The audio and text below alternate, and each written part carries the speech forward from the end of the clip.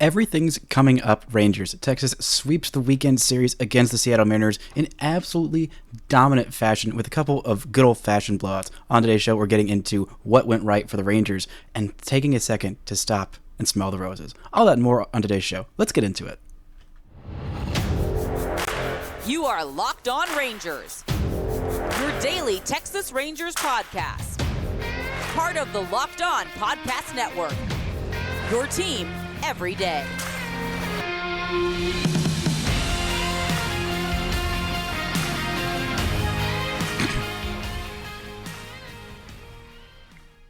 You are locked onto the Texas Rangers. I'm Bryce Patrick, a cripplingly addicted Texas Rangers fan since 2010, the founder and host for all 5 seasons of this Locked On Rangers podcast.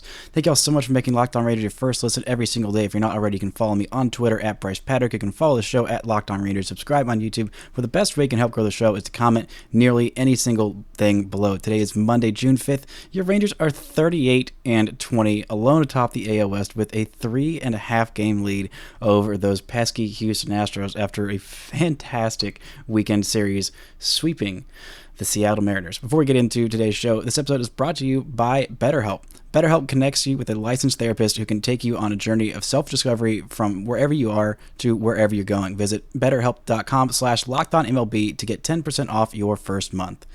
The Rangers eliminated basically all doubts of is this team real with this weekend series, absolutely drubbing the Seattle Mariners in almost all 3 games. They won a close one on Friday night in a very great pitchers matchup between John Gray and Luis Castillo, 2-0.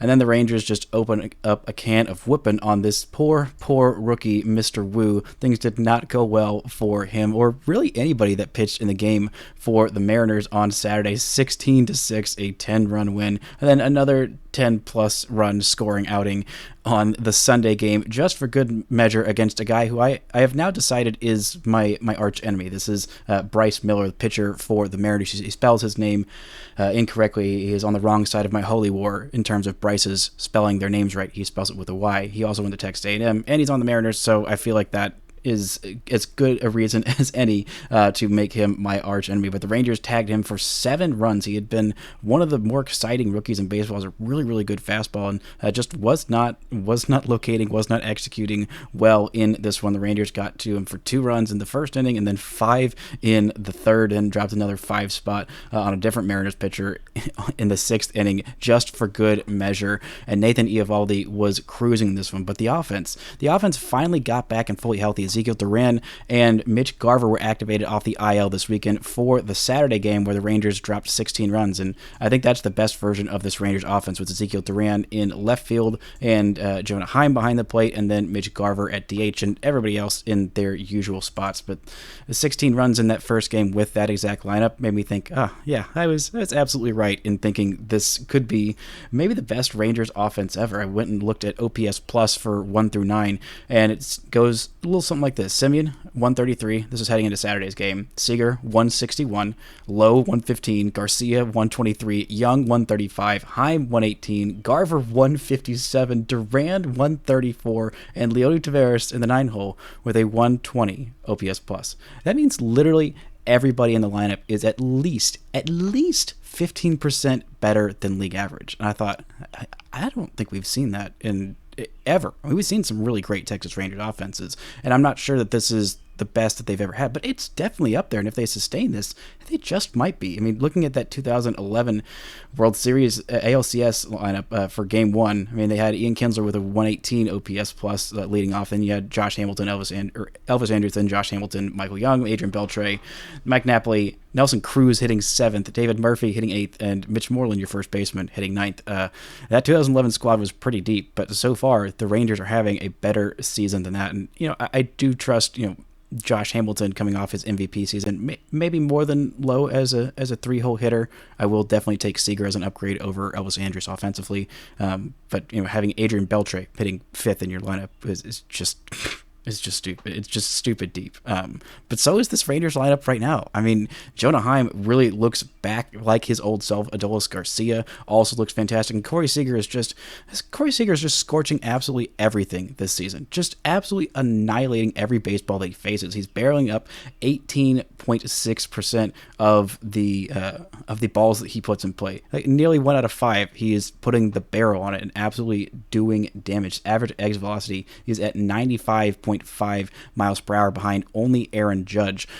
He doesn't line up with the qualifiers because he doesn't have enough plate appearances at this point. But I mean, all of his numbers are way up of it. The barrel percentage is also would be leading baseball, but he's averaging a hard hit ball. Everything that comes off this guy's bat is just absolutely stung. He had 108.5 mile an hour double, a line out that was 98.9 off the bat. He also had a home run that was 107.3 miles an hour off the bat that was just about as hanging of a hanging pitch as you can give him, just like that grand slam he had against Baltimore last weekend. This one was not exactly where you would want to put it to Corey Seager, but it didn't matter because Corey Seager is hitting everything, whether it's a meatball down the heart of the plate or whether it's a good pitch. He is fouling things off. He is just absolutely crushing every single baseball, and so is his old Marcus Semien, who is an MVP caliber player. Both of these guys in the middle of your lineup, or at the top of your lineup in the middle of the infield, are MVP caliber guys, and I think they're both, if they stay healthy for the rest of the season, I think they're both going to get some MVP votes.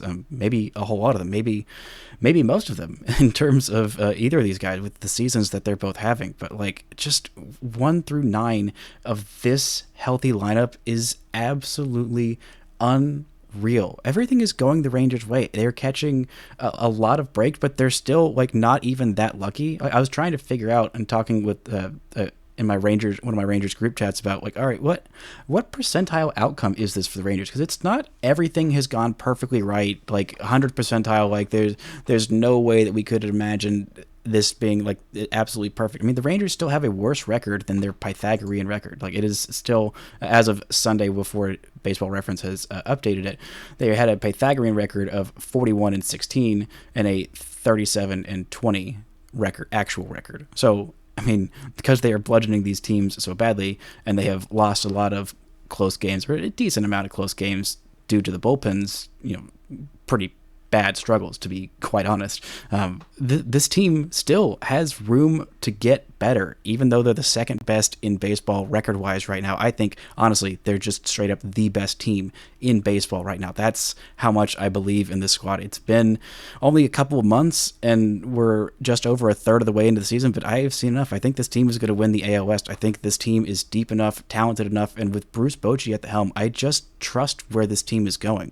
There's just some level of trust that I can't really explain exactly what it is, but it just makes me feel, like this is sustainable. If it was somebody else, some kind of newer manager that was at the helm, like no offense to Chris Wood, but if it was Woody at the helm, I would be like, okay, this is really, really great. I don't know how much all of this is going to keep up, but for right now, I think it is, with the guys that the Rangers have on their team, in their dugout. I mean, at running the organization in general, it's just the Rangers are in such a very, very good place right now, and it's hard to bet against almost any aspect of this team outside of maybe the bullpen, which even that had a pretty decent weekend. We're going to get into that, and some great starting pitching almost all weekend by the Texas Rangers. But first, this episode is sponsored by eBay Motors.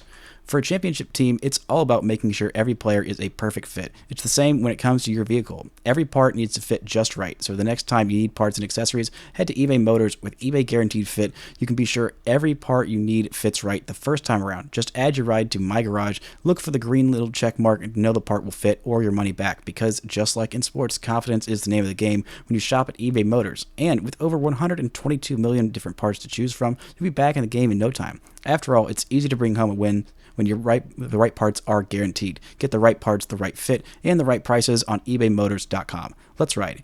eBay Guaranteed Fit, only available to U.S. customers. Eligible items only. Exclusions apply. Shout out to the Everydayers for making Locked On Rangers your first listen every day. On tomorrow's show, I'll be talking with Grant Schiller about Jack Leiter and the progress that he's made. The Rangers take on the Cardinals this week. You can catch every pitch with the hometown broadcast on SiriusXM. Just download the SXM app and search Rangers. Now, the Rangers got some really nice starting pitching and some really nice performances from their batter, including Jonah Heim, who got a haircut. I feel like that is a big story. That maybe it's what's led to him having this offensive breakout season at a career high 5 RBIs in the rout on Sunday. Also had his first home run since May 3rd. It had been a long time since it had been Heim time, even though in our hearts it's all still Heim time. But starting pitching this weekend, for the most part, was really, really solid for the Rangers. Jon Gray kicked it off with a fantastic outing, yet another fantastic outing. It was the May of Gray, and now it looks like it is becoming the June of John. 7 innings of shutout baseball, 1 walk, 2 hits, 5 strikeouts. The strikeout stuff were not as much there. He also had a batter hit by pitch, but only threw 82 pitches, and this one had a little bit of a scare. The same on Sunday. The Rangers had 2 injury scares that ended up hopefully being nothing. I haven't seen anything come out about Adolis Garcia's injury on Sunday, but on Friday night's game, Jon Gray came out after those 82 pitches. Probably could have pitched in the 8th inning, but there was a little hot spot on his finger. We know that Jon Gray has struggled with blisters in his career previously, so the Rangers shut him down. It turned out to be nothing. He's okay, and I don't think he's going to miss any time or have to be pushed back or anything. It was just another great outing, and the Rangers couldn't do much against the opposing starting pitcher, Luis Castillo. Only got him for 2 runs, but that's all the Rangers needed with Jon Gray on his horse. Grant Anderson comes in the 8th inning of a 2-run game. His second appearance in the big leagues. He comes in that spot, gives up just 1 hit and gets a strikeout. Everything else was gravy. Will Smith comes in a 2-run game in the 9th. Bing, bang, boom, gets a strikeout. Perfect inning. Job done. Close win secured. Then they come back on Saturday and absolutely blow the doors off the Mariners and their rookie Woo, who got called up from AA. It honestly kind of felt a little rude. It kind of felt a little bit like Cody Bradford's big league debut. Kennedy Landry was the one who pointed this out on Twitter, and as soon as she said it, I thought, yep, they're kind of sending this guy to the Wolves. Here you go, called up straight from AA, which is not the first time they've done that. He's looked pretty good in the minor leagues. His fastball is really fast. Got a lot of movement. He's got a lot of promise, and probably is going to have a really good career. But 2 innings, 6 earned runs against this Rangers lineup is it's a rough way to make your major league debut, especially since that was the first day that the Rangers had that fully healthy lineup all in there together. Like that's rough. That's a rough way to make your debut, but hey, welcome to the big leagues, kid. There are no easy outings, and the Rangers also tagged Chris Flexen for 5 runs. They got Saucedo for 4 runs, and even got Mike Ford, who was position player pitching in the 8th inning, for 1 run because Mitch Garver came back and had a home run. Literally everything was working for the Rangers offense in that one, except the only thing that wasn't working for the Rangers was Andrew Heaney. Andrew Heaney had a really rough outing, and I was really frustrated with this outing by him. He did get 5 strikeouts in this one, lots of swing and misses in just 3 innings of work. I believe he was at somewhere in the neighborhood, 18 swings and misses, but he only went 3 innings, and the Rangers were spotting him a whole lot of runs. And the thing that bothered me the most about this outing was the walks. 4 walks in 3 innings of work is it's not good. It is not what you're looking for, especially when you are spotted 6 runs in the first 2 innings. You go out there, you attack, you go get outs, and he was not able to do that. He did not just completely crush the soul of these Seattle Mariners. That's what you need to do. This is a Mariners offense that had been really, really struggling, and when you got that lead, you freaking go at it. That's what you do. Jon Gray was able to go at it in a pitcher's duel when there was not a whole lot of run support being dropped his way. Nathan Eovaldi did do that when he was spotted quite a bit of support on Sunday. He went 6 innings of shutout ball. He's been absolutely incredible as well. But this is a really frustrating outing for Heaney, but it was a good outing for almost everybody in the pen, outside of John King. Kind of a rough outing weekend for John King. But Josh Sborz comes in there, gets 2 perfect innings, gets a couple of strikeouts in a big situation. I believe he came in the middle of an inning when Heaney had gotten himself into a bit of a jam. I believe it was a bases loaded, no outs jam, which the Rangers starting pitchers had done a good job of getting out of in recent in recent weeks. I think that we saw one in Oakland where Andrew Heaney got himself out of that and really started to cruise after that in a Sunday game a couple of weeks ago at the end of that road trip. Then we saw John Gray do it against his former team in the Rockies. We also saw Nathan Eovaldi do it against the Tigers. And I think that Heaney did it again in his last start before this one, but still wasn't able to get it out of this one. Jose Leclerc comes in for a couple of scoreless innings without a walk and with 4 strikeouts. That is a big, big deal. Then Cole Ragans comes in and looks just absolutely disgusting out of the pen. 1 inning of perfect pitching, 2 strikeouts, and the velocity was up. Even, I think, the highest that we've seen it from him at this point in his career. 98.7 is a radio station, and also the fastest pitch that he threw in this one, the fastest pitch that anybody threw in that game. Looked fantastic, and I have been saying this for a couple weeks now. I thought that they were misusing Cole Ragans, either giving him these garbage innings and making him kind of eat it there and not using him in high leverage situations. This is not at all a high leverage situation, but we've seen him come in some big spots and have good moments, like that game against Baltimore on Sunday. I know that the run was technically charged to him. That was more on Josh Sborz, who also looked really good, and I think I'm starting to come around on Josh Sborz as a more consistent option out of the pen in high leverage spots. I didn't realize that his whiff rate and his strikeout rate were both in the top 10% of baseball. That is some really good stuff. A lot of his expected numbers look way better than his actual numbers do.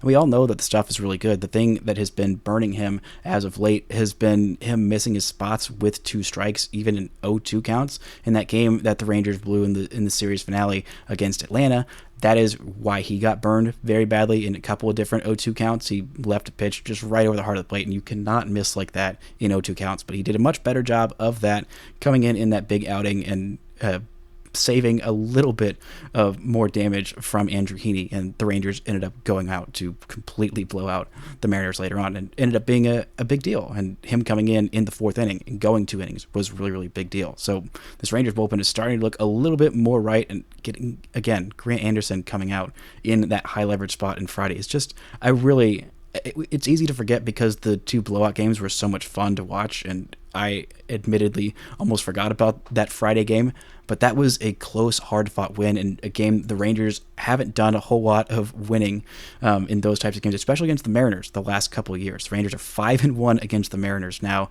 pushing them down to 4th place. They've stayed in 4th place in the AL West, but now with a sub-500 record, 29-30, after getting swept in brutal fashion by this Rangers team. But there is one more pitching performance that I wanted to talk about, and it is, of course, Nate the Great Eovaldi. 6 shutout innings, just 1 hit. I believe he also had 1 hit by pitch as well that Caballero kind of looked like he leaned into it a little bit with his elbow. 7 strikeouts, no walks. His ERA on the season is down to 2.24, which last I checked was 6th in all of Major League Baseball. I'm not sure if he's still leading in innings pitched, but still, this season is just absolutely incredible. John Gray, after his great outing, his ERA for the season is down to somewhere around 2.5. Yeah, 2.51. The Rangers have 2 starting pitchers with ERAs around 2.5. They have 4 with sub-3 ERAs, including Dane Dunning, Jacob deGrom, who, congratulations to the deGrom family. I believe maybe this is coming out, or right around now, is when they are having their 3rd kid. Hopefully we'll see Jacob deGrom back on the hill sometime soon, but with Nathan Eovaldi and John Gray and Dane Dunning all just absolutely dominating everybody that they face, I mean, the Rangers are the best team in baseball, I think, right now, and they don't even really need deGrom at this point. They're going to need him in the playoffs, for sure. There's no version of the team that's better without Jacob deGrom, but in terms of the overall long-term vision, that's kind of the move right now, and it might end up being the move for the duration of this contract, but it is looking like a valuable move whenever deGrom does get out there and absolutely dominates, like we have seen from him in literally every start with his Rangers tenure. Coming up, we're going to take a moment to just take in the flowers and appreciate the greatness of this team. But first, this episode is sponsored by BetterHelp. It's easy to get caught up in what everyone else needs from you and never take a moment to think about what you need from yourself. But when you spend all that time giving, it can leave us feeling stretched thin or even burned out. Therapy can help give you the tools to find a more balanced life so you can keep supporting others without leaving yourself behind. If you're thinking about starting therapy, you should give BetterHelp a try. It's entirely online, designed to be convenient, flexible, and suited to your schedule. Just fill out a brief questionnaire to get matched with a licensed therapist and switch therapists at any time for no additional charge. Find more balance with BetterHelp. Visit betterhelp.com/lockedonmlb to get 10% off your first month. That's BetterHelp, HELP.com/lockedonmlb. Shout out to the Everydayers for making Locked On Rangers your first listen every day. On Wednesday, I will unveil my first round of All-Star balloting because it seems like this Rangers team is going to have quite a few on there. The Rangers take on the Cardinals this week. You can catch every pitch with the hometown broadcast on SiriusXM. Just download the SXM app and search Rangers. Now, the Rangers are off to their best start in franchise history at 38-20. This podcast is off to its best history in the brief 5 seasons that it's been doing, and everyone's getting caught up in Rangers fever. Like my entire timeline, people who have not tweeted about baseball, group chats, friends, not colleagues because I work in sports, so that's kind of a dumb thing to say. But people who I've known from around my life that don't normally care that much about baseball are like, have you seen this Rangers team? They're pretty good. I kind of actually want to care again, and it feels like a lot like 2010. Like it really does have that same feeling as that 2010 team that kind of sucked me into baseball. I was not the diehardest of diehard fan. I was a very casual baseball fan. And then for some reason, I decided in 2010, I'm going to watch every single baseball game this year, not knowing that there were 162 of them suckers. And I was like, oh, okay, cool.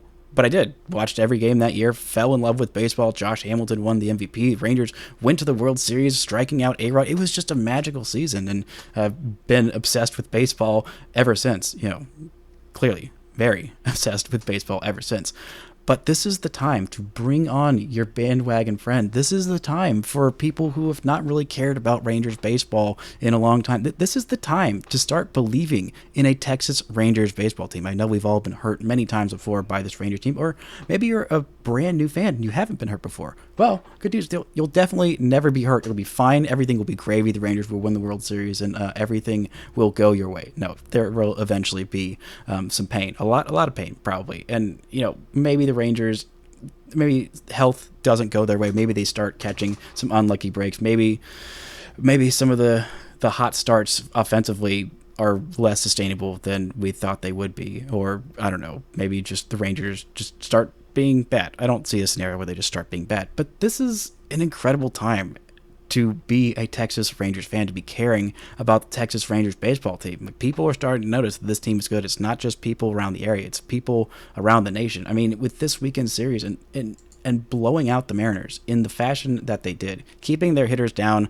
was not that difficult a thing to do, I think, because their offense is not that great. It's really a lot of Julio Rodriguez and friends, which is what I said at the beginning of the season. I thought, hey, their offense is not that good. They have insane pitching depth. I mean, all of their starting pitchers, I think, are really, really talented. Even when the Rangers are blowing them up, like Bryce Miller, I think, is a really talented kid, and he had an ERA of 3 coming into this game. Now it's over 4, and their entire bullpen is full of guys that are just absolutely throwing gas, and the Rangers ate them up. It didn't matter who was being sent out there. This is maybe the best pitching staff in all of baseball, I think. I mean, in terms of the bullpen and the starting rotation, all of that combined, I think this is the best pitching staff in all of baseball. But the Rangers destroyed them for 16 runs on Saturday and then for 12 runs on Sunday. Like, this is an incredibly talented team. So maybe this run isn't going to last forever, but enjoy the crap out of it while it's here. Brag to your friends. Get them to care about baseball.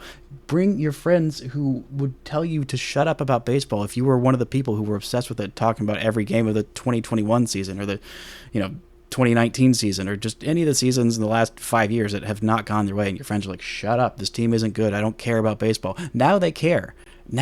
Bring them in, get them hooked, feed them to your obsession, and form lifelong friendships. I mean, one of the best friends that I have in my life is a guy named Matt, who was actually on the podcast last year when he came to the first game that we ever went to at Globe Life Field. But we bonded immediately at Texas Tech over baseball. I was at this this Rush event for the fraternity that I ended up joining called Bucks, and I started talking somebody's ear off about baseball. I'm like, oh, you need to meet this guy Matt, because he also won't shut up about baseball. So maybe y'all can go bother each other with your baseball talk. And that was back in, I believe it was 2015. The Rangers were very good, very much in the heat of their run, and we bonded very quickly over baseball. And that guy is one of the best friends I've had in my life. I was a groomsman in his wedding. Whenever I get married, he'll be a groomsman in my wedding. Like, these are the types of friendships that baseball bonds, and they do it on runs like this, with teams like this that are fun, that are the first time. There were lower expectations heading into the season. This is literally the best time to be a fan of any kind of sports team. When they go on this kind of run like this one, it's just out of nowhere, like boom, overnight, team goes from bad to really good really quickly, and everyone kind of has a little bit of whiplash, and it's all fun and getting caught up in that,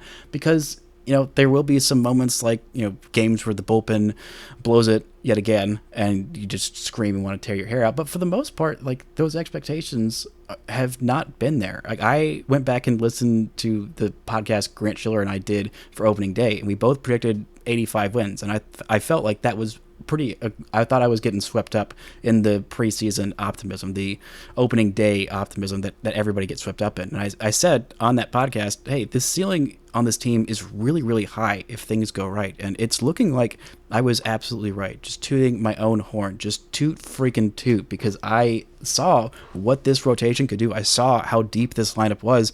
I thought at the beginning of the season that maybe this was the deepest lineup in the entire American League West, and I was laughed at. Oh no, obviously the Astros lineup is way deeper, way better. Obviously, the Mariners rotation and the Astros rotation is significantly better than the Rangers. Well, that has not been the case so far this year. I still think the Mariners rotation is probably a little bit better than the Rangers at full strength. I don't know. It's really close, depending on how Andrew Heaney and Martin Perez are going at the time, which the last couple starts for those guys have not, well, I guess the last start for each of those guys has not gone particularly well. But still, I mean, this team is incredibly talented. This is the kind of fun run that sparks new baseball fans. And if you are a new baseball fan, then enjoy this. It's not always going to be like this. There are going to be times where things don't go your way. There are going to be times where top prospects don't work out. It's not every year that you have all these young guys in Ezequiel Duran and Josh Young and Leo Taveras all figure it out pretty much simultaneously, while also the starting pitching stays mostly healthy and like some of the best versions of themselves in Eovaldi and John Gray and even Dane Dunning as well. It's not all going to work out at the same time like it has in culminating in this kind of a run. And there is still a long way to go. There is still basically a little under 2/3 of the season left to go. But this is a legitimate World Series contender. There is no caveat. There is no but this and that and squint and hedging your bets. No, this is a World Series contender, if not a World Series favorite. Like, this is the best team, I think, in all of baseball. I think they're better than the Rays. I think the Rays are really darn good, but the Rangers are incredibly talented. Savor every bit of this run. Savor every game. I am like obsessed with every single pitch. I'm like, I got to get home and I got to make sure to like care about what happened in this 1-1 count to Josh Young in the second inning. Like this has like severe expectations and all of it, and it's great. It's great, and everyone is catching Rangers fever. It helps that there's no other sports that are going on right now outside the WNBA and MLS, and nobody can watch MLS. And maybe soon people will start to be able to watch the Rangers games on Bally. I'll get into that when there's a little bit more development, probably some point on later in the week. But my main message to Rangers fans: enjoy this, savor it. Brag about it while you can. It's not always going to be like this, but for right now, this is the best team in baseball. It is your team, and it is a heck of a run. So stop and smell those roses, because they smell really freaking good right now. Thank you all so much for listening. Until next time, don't forget to enjoy first place Texas Rangers baseball.